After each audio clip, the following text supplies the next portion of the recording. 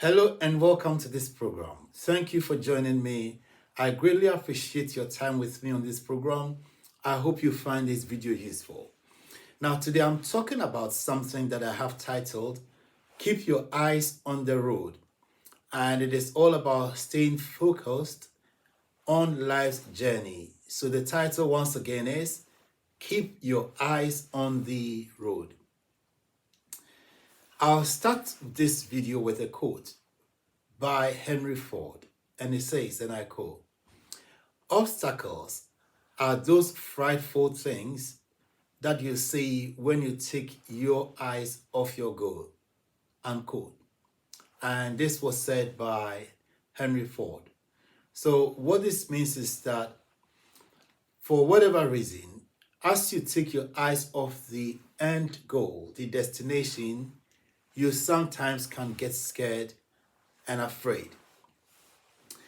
I'm going to talk about this topic by sort of creating an analogy between life and traveling, maybe on the motorway or any journey, so to speak. And for those listening to me or watching me who drive, I want to start off with this question. What is the silliest thing, probably the dumbest thing that you've ever done whilst driving? Sometimes when we're driving, we all know that we need to keep our eyes fixed on the road, but there would be things that happen that occasionally make you take your eyes off the road. And it might be, for example, taking a phone call. And thankfully, there are many people, and I must give credit to some people, that there are many people who are able to multitask, so they can do that easily. But there are people who would send a text message when driving. I'm not sure if you watching have done that before. I see people sometimes taking a call. It's quite okay if you're using a hands-free kit. But I've seen people either with one hand holding the phone clutching to their ears, or sometimes using the other arm to support it with their shoulder to their ear. And that doesn't look too smart. I'm not judging, I'm just giving my views on what I think things are. It is all right, I'm not sure whether it's all right, but people would, for example, eat an apple whilst driving. But eating with a spoon whilst driving might be pushing it a bit. And not too sure how clever that is. There are people who might take a drink from a flask, for example, which means that you need to tip your head back to be able to drink in a meaningful way. Reading whilst you're driving, it depends on how long you read for, really. Quite a while ago, if you traveled, when there was no sat-nav, pre the sat-nav era, there were printed hard copies, books, or maps that one had to read whilst driving. It made a lot of sense, and it was easier if you had somebody traveling with you, so the partner could read the map and then point the right way to you. But if you happen to be driving alone, then probably you may want to stop and then to read the map. But occasionally you find yourself stealing glances into the map. And here I think that the real point is how long you are able to keep your eyes on the road as against looking at something. Now, there are lots of examples, and if you're watching this, I will encourage you to use the chat section to share your own experience of probably the dumbest, the silliest thing that maybe not you, but somebody else that you know have done whilst driving. Some of these things that I've mentioned, or which you may share with us, may be just plain silly and dangerous at times, and sometimes they may even be against the law. So there are certain things that if the police or law enforcement agencies find you doing, then you could be fined, you could be arrested, Depending on the severity, you could receive points or you could be banned from driving altogether. Because what you're pure and simply doing is you're not only endangering your own life, but the lives of other road users. Like I said, there are people who can multitask, but probably not with driving.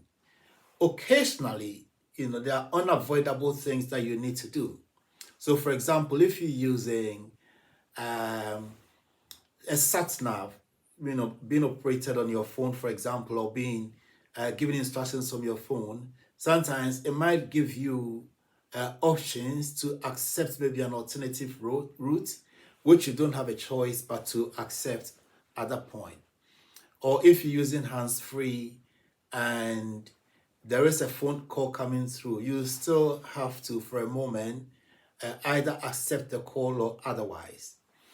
So there are things that you unavoidably need to do. But like I said, the key here is to ensure that as much as you can, your eyes are fixed on the road and not on something else that you feel in the moment needs your attention. So that was the first question. Let me ask you also, what is your worst experience of delay when traveling ever? I'm talking about traveling on the roads, not, for example, when you're flying, and there can be lots of flight delays. But I want us to talk about just driving on the road. Maybe you're traveling, you get into traffic, and on the motorways, sometimes you can get into real bad traffic. But what is your personal recollection of what probably was the single worst delay ever? Now, I can say for myself, when I started my, a job that required me commuting to a different city, and I mentioned a different city, but access wasn't too bad. So on a good day, with no traffic, it would take me about an hour and a half, an hour, three quarters, an hour and then three quarters of an hour, so nearly 2 hours. But if there's traffic, the whole ball game changes. So I remember one of the very first days I traveled to this new job role, and there had been a lot of rain, overnight rain, and there was lots of issues, flooding on the motorway and things like that. So I got into real standstill traffic, and I thought that if I was going to be able to make it on time to work, then maybe I needed a diversion. And unfortunately, I didn't put too much thought into what alternative route to choose. And I remember driving around for really the best part of 3 hours, really driving round and round the city. And after about 3 hours thereabouts of driving, I came back to nearly where I had attempted to make the detour. And what a big waste of time that was. And I learned a big lesson that day, that sometimes when I came back, the traffic was gone. So there were no issues. So if I had stayed, probably I would have been better off. And I learned that sometimes the best alternative is to just stay put. But there are instances where it helps, if you can make an informed decision to take a detour. And I'm using this road journey example to represent life, because in very much the same way, life can be compared to a journey where the destination would be represented by your life's goals and aspirations. Now, just as it is important to maintain focus when you're driving, it is important also that we maintain our focus in life. Just like when we drive, there would be many obstructions, distractions that can take away your attention. I gave examples of when maybe you receive a notification of either a phone call or a text message, and sometimes there is the temptation to respond to that. and immediately. There are also others like you needing to change the radio station or the tape or whatever sound source you're using for entertainment. You know, in much the same way in life, there are lots of distractions that can take our attention away from our life's ultimate goals. So what are some of the causes of these distractions? We gave the example of texting, eating, sometimes even daydreaming whilst you're driving. In the same way in life, there would be things like negative influences or others who influence you negatively. Sometimes our overcommitment to what might be perceived as important issues can also be a distraction. Self-doubt or the fear of failure, and there are lots of videos and teachings on this. Family circumstances can sometimes distract us from our life's journey. So sometimes, for example, either illness or death in the family can change people's circumstances completely and in a very drastic way. Sometimes the things that happen in the society we live in, so social issues, economic, political issues, like there are countries where there is maybe a coup d'etat or civil unrest, and it can change the life circumstances of people almost completely. So there are people who, as a result of war and things like that happening in their country, are compelled to relocate to another country altogether. It is not always that drastic, but sometimes it might be the simple and little things, sometimes even within our control, that are able to distract us, which we hold on to, and sometimes we can't forget the primary purpose of our life in the first place. And to quote Louis Smith, who says that you can't reach for anything new if your hands are still full of yesterday's junk. So there are things that can happen to you and you're left holding onto the remnants, and as a result of that, you cannot receive or make the new steps or take the new steps or initiatives that you need to take because you are still holding on to distractions. Distractions in life can affect us in a very big way, depending on what they are.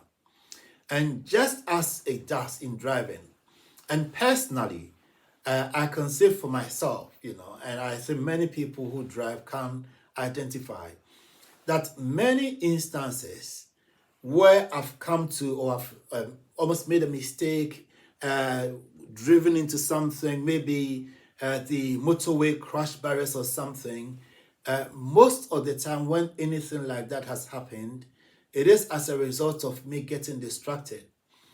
It is not always for silly reasons. So it might be something happening maybe in the next lane I look at, which I look at more for longer than I really need to. It might be something happening across the on the opposite carriageway. And it might be an accident that people are pausing to look at, and these are all things that can take away our attention because I mentioned and I accept that sometimes we need to necessarily either do something, look at a car that is driving maybe too close to you, but it is not good enough to look really any longer than you need to, because otherwise you put your own driving at risk. It is important that we maintain our focus, just like we do when we are driving, that we maintain our focus in life. Now, maintaining our focus will do, amongst other things, helping us to achieve our goals faster. It helps us to build confidence and resilience, and we are able also, if we are focused, to better identify opportunities and then to exploit and maximize them. We must therefore keep a complete focus on life, the life ahead of us, so that we are not swaying, we are not getting distracted by things that are sometimes not too important. In the words of Greg Anderson, focus on the journey, not the destination. Joy is found not in finishing, but also in the activities that you do. I paraphrase the end bit. So that we should maintain our focus in life so that we are taking part and noticing and actively participating in the day-to-day developments and the day-to-day happenings. Distractions are bound to come, but it is important that whatever happens, we keep our focus, because only then can we be guaranteed that not only are we avoiding accidents, but we are also maintaining our speed and our progress to the destination. Well, this is about all that there is time for. I will come back again in another video to complete this. But until then, thank you very much once again for watching. I hope you found it useful. Please share this with your friends and family and keep coming back for more. Thank you. God bless.